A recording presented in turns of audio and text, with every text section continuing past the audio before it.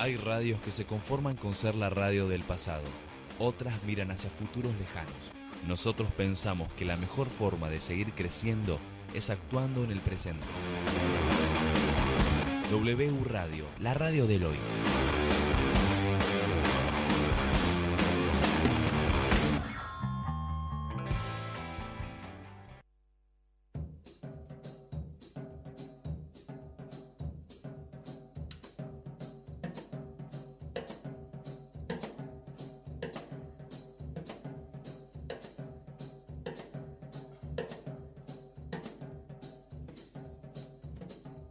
Radiofonía, un programa de radio de psicoanálisis. Radiofonía y psicoanálisis, ambos hechos de palabras, confluyen aquí. Entrevistas con especialistas y charlas con oyentes.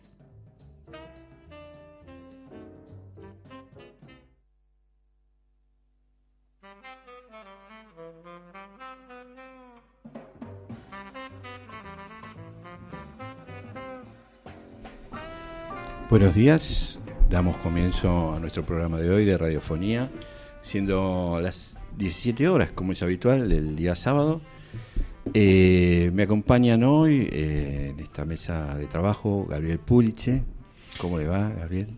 ¿Qué tal? Muy buenos días, Roberto. Buenas tardes. 17, pero el horario lo dije bien, ¿no? El horario está muy bien. Y bueno, y Marta del Cito, gracias, Gabriel. Y buenas tardes, Roberto. Y buenas tardes. O buenos días, como vos prefieras. O buenos días, qué lindo día. Bueno, vamos a escuchar un poco más de música y enseguida, retomamos aquí con nuestro invitado de hoy.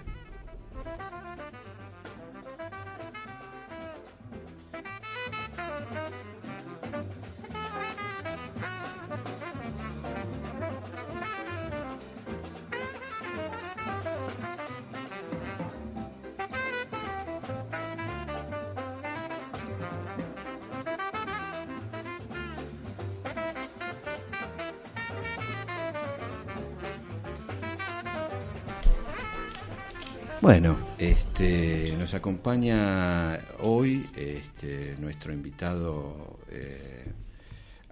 Norberto Coats. ¿Cómo te va, Norberto? Bien, gracias por la invitación. Es un gusto estar con ustedes en estos días, porque las tardes son partes del día, ¿no? Así que... Sí, ¿no? El tiempo es una convención, digamos, ¿no? Bueno, Norberto, gracias por el sentido del humor. Hoy vamos a hablar con Norberto, así fue como hicimos nuestra difusión del programa de hoy, sobre el quehacer clínico con el dolor de nuestra época. Y bueno, Marta nos va a contar un poco quién es Norberto Coats, para aquellos que no lo conocen. Bueno, Norberto Coats es psicólogo, psicoanalista, es licenciado en psicología, pero psicoanalista. Fue miembro de la Escuela Freudiana de Buenos Aires, director de incontables seminarios, supervisor clínico en diversos hospitales y centros de salud de Buenos Aires. Es docente de posgrado de la Facultad de Psicología de la UBA y de la Universidad de Salvador. Y además mi maestro. Mirá vos. Y Norberto, ¿qué título, no? Yo pensaba, ¿no?, en relación al título sobre las palabras que componen, ¿no? Me parece que se juntan varias palabras interesantes, ¿no? Como que de alguna manera hacen pensar también en algo que nos interesa a nosotros como psicoanalistas en general, y en general en el programa nos solemos interesar, digamos, con las posiciones que se tienen frente a lo que sería el psicoanálisis, ¿no? El dolor, cómo definir el tema del dolor, y también qué entendemos por nuestra época, ¿no? Digamos, en ese sentido, no sé si esto conforma una pregunta, pero me gustaría que hablemos del título, digamos. Sí, yo Roberto, empezaría por el dolor, porque me parece que desde la época que Freud lo define, han cambiado bastante las cosas. Entonces después tenemos que ver si da el tiempo, cómo era en la época del maestro de Freud, como es ahora.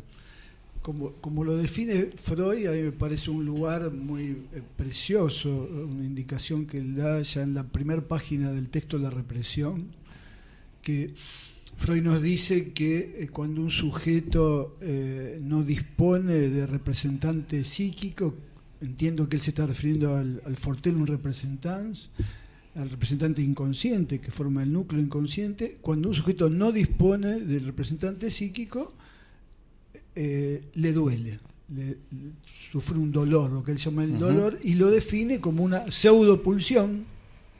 Es un dolor que no lo produce una pulsión en su articulación inconsciente, sino una pseudopulsión por falla de su articulación inconsciente, porque precisamente no dispone del fortellum representans, y el sujeto, lo insoportable que le produce ese afecto, que puede tener distintas, puede ser al modo de la angustia, al modo de una intensa vergüenza, al modo de una situación depresiva, y distintos afectos en el cual puede presentar, pero o puede irse directo al cuerpo y manifestarse como un dolor corporal,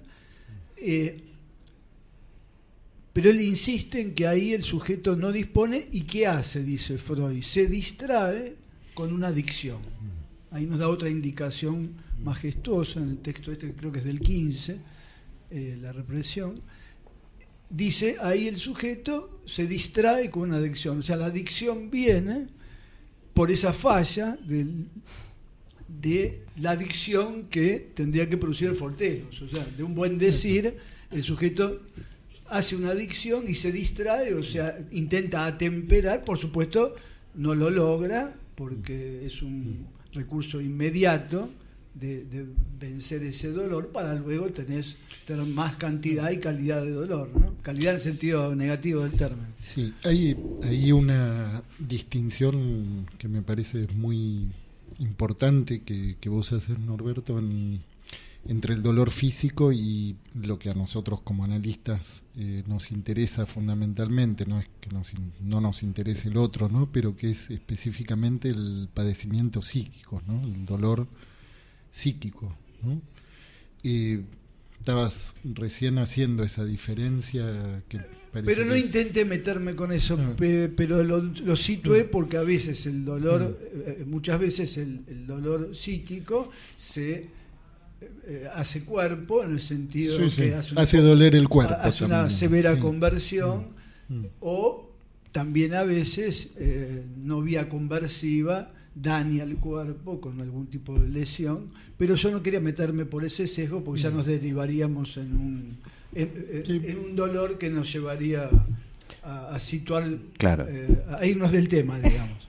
Pero en sí, en esa idea freudiana, lo que se trata es de la tramitación, ¿no? de un dolor, ¿no? de esta definición que da Freud de dolor, ¿no? Pues es una definición que es propia del psicoanálisis, digamos, ¿no? De alguna manera es como, no sé si es una novedad, pero es casi como parte de su invento, digamos, ¿no? Exactamente, esto es por eso parto de Freud.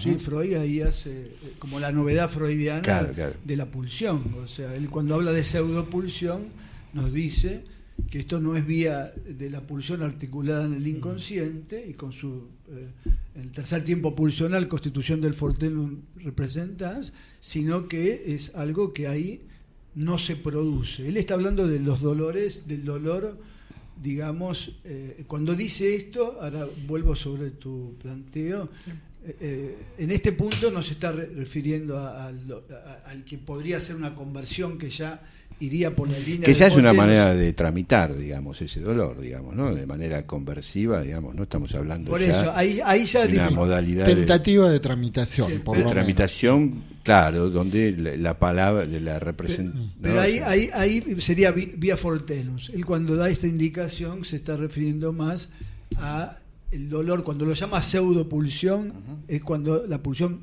no alcanza el tercer tiempo, no hay fortellus y no alcanza a constituirse el fantasma inconsciente. Él cuando lo define de esta manera, el intento de esto es empieza el artículo de represión diciendo qué pasa cuando no hay represión. Claro. Lo demás, la conversión es vía represión y vuelta de la reprimida. Por lo tanto, esto nos pone, si no te entiendo mal, a entenderlo del lado del aparato, por el lado del aparato. La pregunta que se me arma es, y por el otro lado, digamos, ¿qué conexión tiene, digamos, con la época, digamos, este aparato? Porque este aparato, en cierto punto, o lo resuelve de alguna manera, pero lo resuelve, ¿no? Digamos, siempre fallidamente, podríamos decir, ¿no? Porque en algún punto hasta Freud considera también como un fenómeno para pensar a la normalidad, digamos. Freud, de alguna manera, plantea una ética que es del psicoanálisis, en donde la normalidad, en todo caso, es un modo de resolución, ¿no? Frente a esto doloroso, claro, o traumático, ¿no? Yo creo que cuando Freud dice esto y después habla de la represión y el retorno de lo reprimido, estamos todavía en la época de la primer tópica, donde Freud suponía que el inconsciente abrochaba toda la pulsión. Si Freud, entiendo que todavía en esa primera época dice esto, es porque ya está anticipando lo que pocos años después, con el más allá, él claro, descubre que hay un más allá. Uh-huh. Y yo entiendo que a Freud siempre lo ha tomado, aunque él poco se ha dedicado, todos los fenómenos clínicos que luego se llamaron de borde, todos los fenómenos donde la neurosis trabaja, pero se ve suspendida en su accionar. Concretamente él ya sabía del hombre de los lobos, por ejemplo, y ya en su clínica le indicaba que había situaciones que no respondían a la represión y al retorno de lo reprimido, cuestión que él va a retomar en distintos tiempos de su trabajo, que lo va a llevar, por ejemplo, en la época antes de morir, en el esquema de psicoanálisis, a decir que uh-huh, habría que adecuar la técnica. Por ahora él dice con la psicosis la técnica todavía no puede, pero hay pacientes, dice, de naturaleza grave en su neurosis, él le llama neuróticos graves, que tienen mecanismos homólogos a la claro, psicosis. Uh-huh. Se está refiriendo a fuertes desmentidas e inclusive desestimación. Se está refiriendo concretamente al hombre de los lobos, se está refiriendo claro, concretamente a Dostoyevsky, él tiene un texto maravilloso donde indica cosas muy centrales. Uh-huh. Y él siempre, aunque no se dedicó especialmente a esta clínica, le interesó la clínica, este punto clínico, y no solo de los pacientes que tienen estas neurosis graves, algunos le llaman locuras neuróticas, sino uh-huh, él le interesó ese punto que es de cada neurótico, porque hay un punto en cada neurótico que es un punto, sería algo así como, claro, uno le podría llamar incurable, porque es muy difícil abordarlo. Esa roca. Lo que él llama claro, la roca, uh-huh, que después va a tener una diferencia con Lacan en cuanto a qué hacer con la roca. Pero a Freud le interesaba ese punto, y le interesaba también, volviendo a tu comentario anterior, qué pasaba con la época de él, porque Freud, uh-huh, hoy gracias claro, a ustedes, y yo les agradezco muchísimo porque descubrí una perla que en tantas décadas de profesión, hoy insisto, gracias a ustedes la descubrí, porque ¿qué hice? Hoy que me hice un tiempo, intenté releer el más allá, y intenté releer también el malestar en la cultura. Intenté, pues son textos que claro, requieren requieren que nunca se termina de leer. Y una perspectiva de época también, ¿no? Porque y Freud le interesaba, en el malestar en la cultura, le interesaba pensar cómo sería esto de, por ejemplo, usar el psicoanálisis o lo que él había descubierto para que mejore la cultura. Y él se hace planteos en relación, dice los pros, los contras de esto, y explica, ahora no lo vamos a poder resumir, por qué el malestar, por qué el super yo produce uh-huh, determinados modos de goce, producto de ese coartamiento de la sexualidad y otras apetencias subjetivas que después producen síntomas, una serie de explicaciones. Se pregunta si es posible formar una sociedad donde no se producieran esas